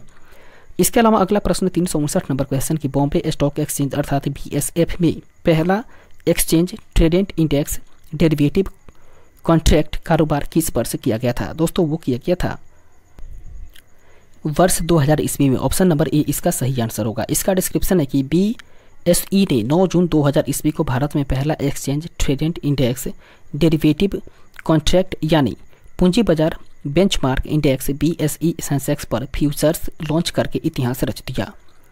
इसके बाद अगला प्रश्न 360 नंबर क्वेश्चन की भारत में स्टॉक मार्केट के विनिमय के लिए कौन सी केंद्रीय एजेंसी जिम्मेदार है। वह है दोस्तों SEBI अर्थात SEBI। ऑप्शन नंबर डी इसका राइट आंसर होगा। इसका डिस्क्रिप्शन है कि भारतीय प्रतिभूति और विनिमय बोर्ड अर्थात SEBI अधिनियम 1992 के तहत स्थापित नियामक प्राधिकरण है और भारत में स्टॉक एक्सचेंजों के लिए प्रमुख नियामक भी है। इसके अलावा अगला क्वेश्चन 361 नंबर प्रश्न के डैश शेयर किसी बड़ी अच्छे से स्थापित और कई वर्षों में संचालित हो रही विनिमय दृष्टिकोण से सुदृढ़ कंपनी का शेयर होता है। वह दोस्तों blue chip. Option number C इसका राइट आंसर हो जाएगा, ब्लू चिप।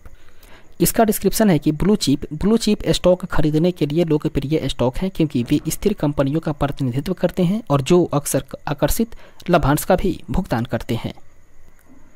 इसके बाद में आगे बढ़ते हैं। अगला प्रश्न है 262 नंबर क्वेश्चन की अर्थशास्त्र में IPO का पूर्ण रूप क्या है। दोस्तों IPO की पूर्ण रूप की बात करें तो वह है initial public offering. Option number B इसका सही आंसर हो जाएगा, इनिशियल पब्लिक ऑफरिंग।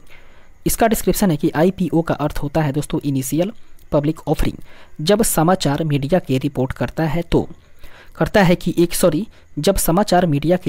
है कि कंपनी सार्वजनिक हो रहा है तो इसका मतलब यह है कि कंपनी एक प्रारंभिक सार्वजनिक पेशकश कर रही है और इसका मतलब है कि कंपनी पहली बार जनता को बिक्री के लिए अपने शेयर ऑफर कर रही है। इसके बाद में अगला क्वेश्चन है दोस्तों 363 नंबर प्रश्न, परिवर्तनशील विनिमय दर प्रणाली विनिमय दरों के संबंध में दीर्घकालिक भविष्यता करने के लिए किस सिद्धांत का प्रयोग किया जाता है। दोस्तों इसमें किया जाता है क्रय शक्ति सिद्धांत समानता सिद्धांत का प्रयोग। ऑप्शन नंबर ए इसका सही आंसर होगा, क्रय शक्ति समानता सिद्धांत। इसका डिस्क्रिप्शन है कि क्रय शक्ति समानता सिद्धांत का उपयोग लचीली विनिमय दर प्रणाली में विनिमय दरों के बारे में लंबे समय तक भविष्यवाणी करने के लिए ही किया जाता है। इसके अलावा अगला टॉपिक है हम लोग का दोस्तों राजकोषीय नीति और मौद्रिक नीति। इससे संबंधित पहला प्रश्न और 364 नंबर प्रश्न कुल मिलाकर बात करें तो प्रश्न है कि डैश वह ब्याज दर है जिस पर रिजर्व बैंक LAF के तहत पात्र सरकारी प्रतिभूतियों के संपार्श्विक के खिलाफ बैंकों से तरलता को अवशोषित करता है वह है दोस्तों रिजर्व रेपो दर। ऑप्शन नंबर बी इसका सही आंसर हो जाएगा, रिजर्व रेपो दर या रिजर्व रेपो रेट।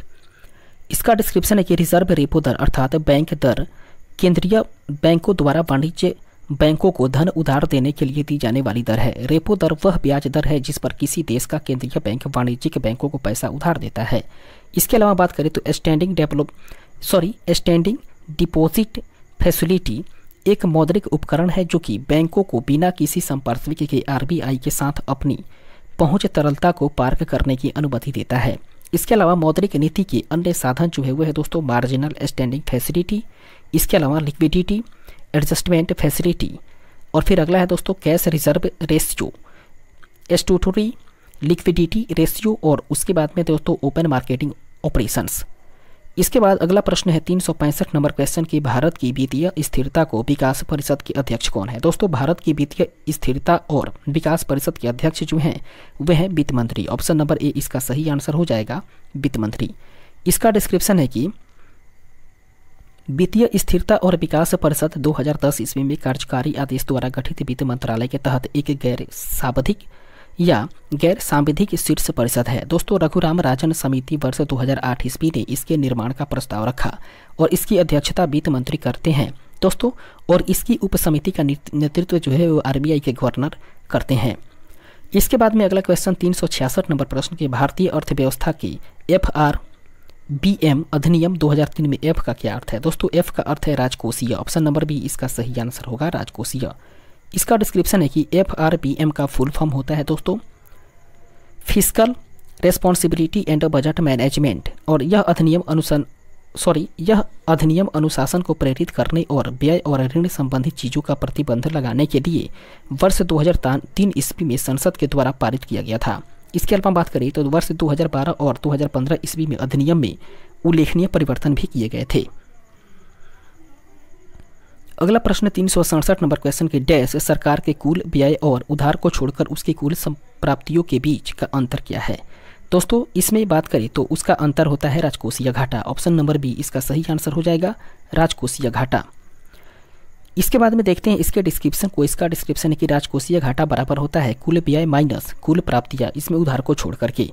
इसके अलावा क्रेडिट फ्लो की बात करें तो क्रेडिट फ्लो का अर्थ है कि क्रेडिट की उपलब्धता, जिसमें कि उच्च क्रेडिट फ्लो कम ब्याज दरों, निम्न क्रेडिट आवश्यकताओं और उधार लेने की आसानी का संकेत देता है। इसके अलावा बात करें तो कम क्रेडिट प्रवाह विपरीत इंगित करता है, जबकि एक ऋण बोझ को एक महत्वपूर्ण राशि के रूप में परिभाषित किया जा सकता है जो कि एक व्यवसाय या संगठन दूसरे पर बकाया है। इसके अलावा बात करें तो बाजार संतुलन एक बाजार स्थिति है जहां बाजार में आपूर्ति बाजार में मांग के बराबर होती है। इसके बाद आगे बढ़ते हैं और देखते हैं इसके अगले प्रश्न को। 368 नंबर क्वेश्चन के निम्नलिखित में से किसे राजकोषीय घाटा कहा जा सकता है। दोस्तों राजकोषीय घाटा की बात करें तो वो कहा जाता है कुल व्यय माइनस उधार के अलावा कुल प्राप्तियां। ऑप्शन नंबर सी इसका सही आंसर होगा। इसका डिस्क्रिप्शन है कि कुल व्यय माइनस उधार के अलावा कुल प्राप्तियां ये राजकोषीय घाटा अर्थात फिस्कल डिफिसिट है। दोस्तों राजस्व व्यय माइनस राजस्व प्राप्तियां ये बराबर होता है राजस्व घाटा के, जबकि पूंजी प्राप्तियां सरकार के द्वारा जनता के लिए गए ऋण निवेशों और संस्थानों से उधार और आरबीआई से उधार है। इसके अलावा बात करें तो पूंजीगत व्यय वह धन है जो कि सरकार के द्वारा मशीनरी, उपकरण, भवन, स्वास्थ्य सुविधाओं, शिक्षा आदि की विकास पर खर्च किया जाता है। इसके बाद अगला क्वेश्चन है 369 नंबर प्रश्न की। जब सरकार ब्याज भुगतान के बैकलॉग को समाप्त करने के लिए केवल उधार लेने का सहारा लेती है तो इसे क्या कहा जाता है। दोस्तों तब इसे शून्य प्राथमिक घाटा कहते हैं। ऑप्शन नंबर बी इसका सही आंसर होगा। इसका डिस्क्रिप्शन है कि जब सरकार ब्याज भुगतान के बैकलॉग को पूरा करने के लिए केवल उधार लेने का सहारा लेती है तो इसे शून्य प्राथमिकता घाटा कहा जाता है। इसके अलावा राजस्व घाटा तब होता है जब किसी व्यवसाय की बिक्री या सरकारी राजस्व उसके बुनियादी कार्यों को कवर करने के लिए पर्याप्त नहीं होता है, जबकि बजट में उधारी का प्रावधान नहीं होने पर अर्थव्यवस्था में राजकोषीय घाटा शून्य हो जाएगा। इसके अतिरिक्त बात करें तो अतिरिक्त बजट घाटा तब होता है जब व्यय राजस्व से अधिक हो जाता है और यह किसी देश के वित्तीय स्वास्थ्य का संकेत दे सकता है। इसके अलावा अगला प्रश्न 370 नंबर प्रश्न की अर्थव्यवस्था में मुद्रा आपूर्ति को नियंत्रित करने के लिए आरबीआई के द्वारा उपयोग किया जाने वाला एक महत्वपूर्ण उपाय SLR है। दोस्तों SLR के पूर्ण रूप क्या है। SLR के यदि फुल फॉर्म की बात करें तो वह है दोस्तों स्टैट्यूटरी लिक्विडिटी रेशियो, अर्थात statutory liquidity ratio, option number C इसका सही आंसर हो जाएगा। इसके डिस्क्रिप्शन को देखें तो इसका डिस्क्रिप्शन है कि स्टैट्यूटरी लिक्विडिटी रेशियो ये जमा का न्यूनतम प्रतिशत है जिसे कि एक वाणिज्यिक बैंक को तरल नकदी, सोने या अन्य प्रतिभूतियों के रूप में बनाए रखना होता है। इसका उद्देश्य देश में कार्यरत वित्तीय संस्थानों को तरलता बनाए रखना है। इसके बाद में अगला प्रश्न है दोस्तों 371 नंबर क्वेश्चन। 371 नंबर प्रश्न है कि भारत में CRR किसके द्वारा तय किया जाता है। दोस्तों CRR की बात करें तो ये भारत में भारतीय रिजर्व बैंक के द्वारा किया जाता है। ऑप्शन नंबर सी इसका सही आंसर हो जाएगा। इसका डिस्क्रिप्शन है कि नगद आरक्षित अनुपात अर्थात CRR ये बैंक की कुल जमा राशि का प्रतिशत है जिसे कि उस तरल नकदी के रूप में बनाए रखने की आवश्यकता होती है। दोस्तों यह प्रतिशत RBI के द्वारा तय किया जाता है और वर्तमान में यह प्रतिशत 4.5% है। इसके बाद अगला प्रश्न 372 नंबर प्रश्न के निम्नलिखित में से कौन सी प्राप्तियां सरकार के लिए कोई अनुरूपीयता सृजित नहीं करती है। वह दोस्तों राजस्व प्राप्तियां अर्थात केवल सी इसका सही आंसर हो जाएगा। इसके अलावा देखते हैं इसके डिस्क्रिप्शन को। इसका डिस्क्रिप्शन है कि राजस्व प्राप्तियों को उन प्राप्तियों के रूप में परिभाषित किया जा सकता है जो न तो कोई दायित्व पैदा करती है और न ही सरकार की संपत्ति में कोई कमी लाती है। दोस्तों पूंजीगत प्राप्तियां ऐसी रसीदें हैं जो कि देनदारियों का निर्माण करती है या वित्तीय परिसंपत्तियों को कम करती है। इसके अलावा अगला क्वेश्चन 373 नंबर प्रश्न की राजस्व प्राप्तियों और गैर ऋण पूंजीगत प्राप्तियों और कुल व्यय के बीच का अंतर को क्या कहते हैं। दोस्तों उसे राजकोषीय घाटा कहा जाता है। ऑप्शन नंबर बी इसका राइट आंसर होगा। इसका डिस्क्रिप्शन है कि राजस्व प्राप्तियों और गैर ऋण पूंजीगत प्राप्तियों अर्थात नॉन डेबिट कैपिटल रेसिपिट्स और कुल व्यय के बीच के अंतर को ही राजकोषीय घाटा कहा जाता है। दोस्तों राजकोषीय घाटा की गणना सकल घरेलू उत्पाद के प्रतिशत के रूप में भी की जाती है या आय से अधिक खर्च के लिए किए गए कुल डॉलर के रूप में की जाती है। इसके अलावा अगला क्वेश्चन है 374 नंबर प्रश्न के निम्नलिखित में से कौन सा कथन सत्य नहीं है। दोस्तों नीचे 4 कथन दिया गया है और चारों में से बताना है कि कौन सा कथन सत्य नहीं है। तो वो है कि राजकोषीय नीति अर्थव्यवस्था में पैसे की आपूर्ति और ब्याज दर से संबंधित है। ऑप्शन नंबर ए इसका राइट आंसर होगा। इसके डिस्क्रिप्शन को देखें तो इसका डिस्क्रिप्शन है कि राजकोषीय नीति कराधान और सरकारी खर्चे से संबंधित है और इसे अक्सर एक सरकारी विभाग के द्वारा प्रशासित किया जा सकता है, जबकि मौद्रिक नीति मुद्रा नीति ब्याज दरों से संबंधित है और इसे अक्सर देश के केंद्रीय बैंक के द्वारा प्रशासित किया जाता है। इसके बाद में अगला प्रश्न है 375 नंबर क्वेश्चन के निम्नलिखित में से कौन भारतीय रिजर्व बैंक की मौद्रिक नीति का एक साधन नहीं है।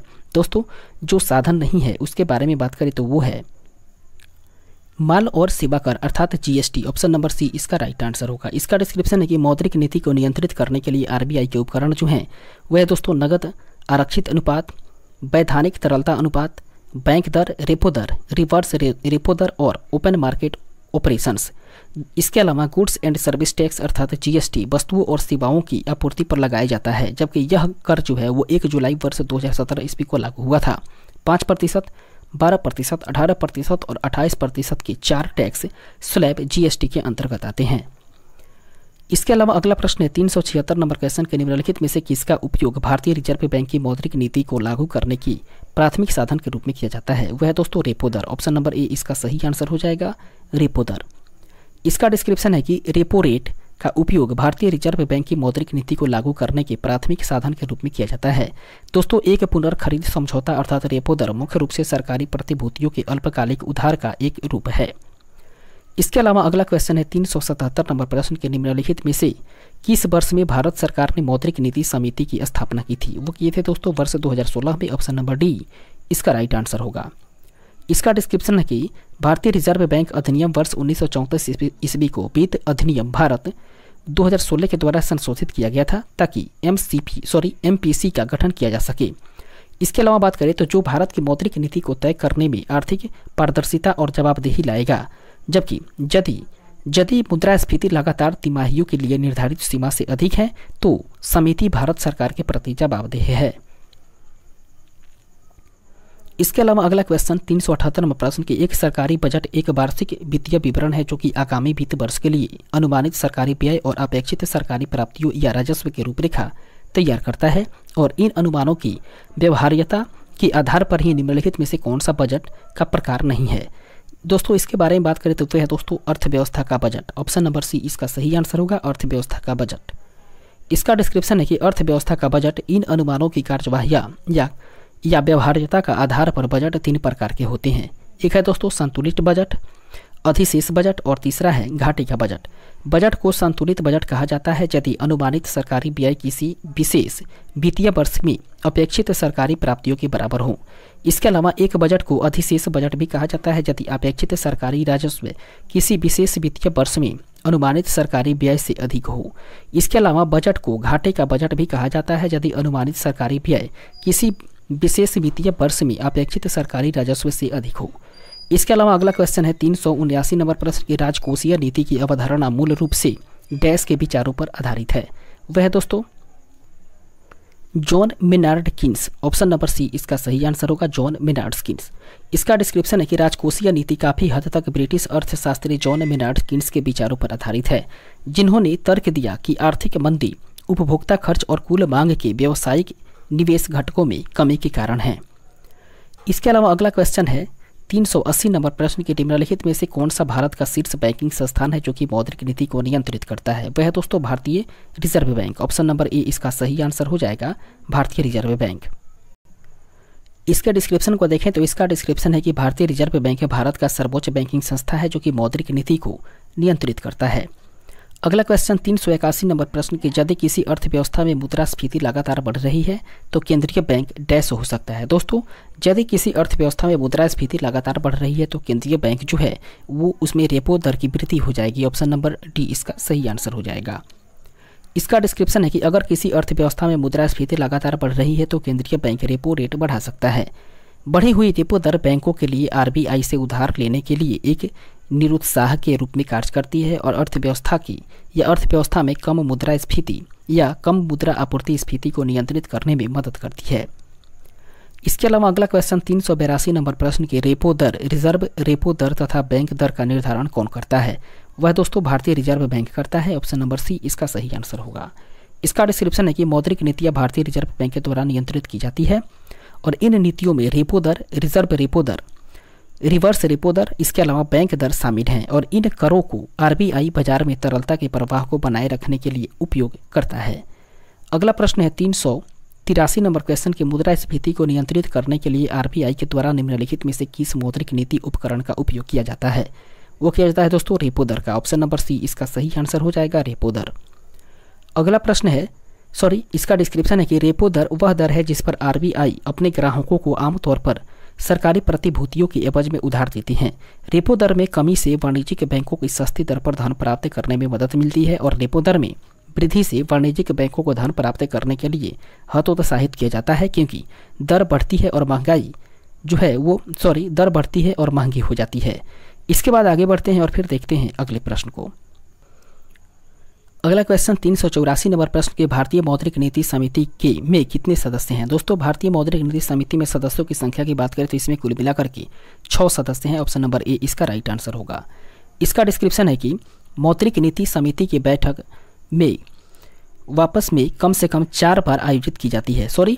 मौद्रिक नीति समिति की बैठकें वर्ष में 4 बार आयोजित की जाती है और यह ऐसी प्रत्येक बैठक के बाद अपने निर्माण या निर्णय प्रकाशित करती है। दोस्तों समिति में 6 सदस्य होते हैं और भारतीय रिजर्व बैंक के 3 अधिकारी और भारत सरकार के द्वारा नामित 3 बाहरी सदस्य इसमें शामिल होते हैं। अगला प्रश्न है दोस्तों 385 नंबर क्वेश्चन। प्रश्न है कि मौद्रिक नीति समिति का अध्यक्ष कौन होता है। दोस्तों मौद्रिक नीति समिति का जो अध्यक्ष होता है वह होता है भारतीय रिजर्व बैंक के गवर्नर। ऑप्शन नंबर सी इसका सही आंसर होगा। इसके डिस्क्रिप्शन को देखें तो इसका डिस्क्रिप्शन है कि भारतीय रिजर्व बैंक के गवर्नर वर्तमान में पहली मौद्रिक नीति समिति की संरचना इस प्रकार है। दोस्तों पहली मौद्रिक नीति समिति की संरचना की बात करें तो ये भारतीय रिजर्व बैंक के गवर्नर अध्यक्ष पदेन जो है दोस्तों वे है शशिकांत दास। इसके अलावा बैंक के डिप्टी गवर्नर मौद्रिक नीति के प्रभारी होते हैं सदस्य पदेन, ये होते हैं दोस्तों बीपी कानूनगो। इसके बाद में अगले प्रश्न को देखें तो 386 नंबर क्वेश्चन है कि निम्नलिखित में से किसे इस प्रकार परिभाषित किया जाता है कि बेहद तरल संपत्तियों का हिस्सा जिसे कि वित्तीय संस्थानों के द्वारा अल्पकालीन दायित्वों की पूर्ति करने की वर्तमान क्षमता के सुनिश्चित करने के लिए रखा जाता है। दोस्तों उसे किया जाता है तरलता आवृत्त अनुपात। ऑप्शन नंबर ए इसका सही आंसर हो जाएगा, तरलता आवृत्त अनुपात। इसके डिस्क्रिप्शन को देखें तो इसका डिस्क्रिप्शन है कि तरलता आवृत्त अनुपात ये 30 दिनों तक बाजार में अस्थायी धन की कमी के कारण या पूरा करने के लिए बैंक के द्वारा रखी गई नकदी है। दोस्तों बाजार में तनाव की अवधि के दौरान बैंक तरलता कवरेज अनुपात के साथ ही क्षतिपूर्ति कर सकता है। इसके अलावा अगला प्रश्न 387 नंबर क्वेश्चन की एक डैश तब होता है जब सरकार का कुल व्यय उत्पन्न होने वाले राजस्व से अधिक होता है जिसमें उधार के पैसे शामिल नहीं होते हैं। वह दोस्तों राजकोषीय घाटा। ऑप्शन नंबर डी इसका राइट आंसर हो जाएगा, राजकोषीय घाटा। इसका डिस्क्रिप्शन है कि राजकोषीय घाटा बराबर होता है कुल व्यय कुल राजस्व उधार के बिना। चालू खाता घाटा तब होता है जब किसी देश का आयात उसके निर्यात से अधिक हो जाता है। तो बजटीय घाटा के बारे में बात करें तो बजटीय घाटा राजस्व घाटा और पूंजी घाटा के योग के बराबर होता है। इसके अलावा यदि सरकार का राजस्व व्यय राजस्व प्राप्तियों से अधिक हो तो इसका परिणाम राजस्व खाता घाटा होता है। अगला क्वेश्चन 388 नंबर प्रश्न की पूंजीगत व्यय में पर्याप्त वृद्धि या राजस्व घाटा किसके वजह बनता है। दोस्तों ये जो है वो वजह बनता है राजकोषीय घाटा का। ऑप्शन नंबर बी इसका सही आंसर हो जाएगा, राजकोषीय घाटा। आगे बढ़ते हैं और फिर देखते हैं इसके डिस्क्रिप्शन को। इसका डिस्क्रिप्शन है कि राजकोषीय घाटा। दोस्तों पूंजीगत व्यय या राजस्व घाटे में पर्याप्त वृद्धि से राजकोषीय घाटा होता है। एक राजकोषीय घाटा तब होता है जब सरकार के कुल व्यय उधार से धन को छोड़कर के उत्पन्न होने वाले राजस्व से अधिक होता है। इसके अलावा अगला प्रश्न 389 नंबर क्वेश्चन की जब घाटा अधिक होता है तब कीमतों पर क्या प्रभाव पड़ता है। दोस्तों जब घाटा जो है वो अधिक होने लगता है तो उसके कीमतों में वृद्धि हो जाती है। ऑप्शन नंबर डी इसका राइट आंसर हो जाएगा। इसके बाद में देखते हैं इसके डिस्क्रिप्शन को। इसका डिस्क्रिप्शन है कि कीमतों में वृद्धि जब घाटा अधिक होता है तो मुख्य रूप से सरकार भारतीय रिजर्व बैंक से उधार लेती है या उसकी संपत्ति अर्थात विनिवेश बेचती है।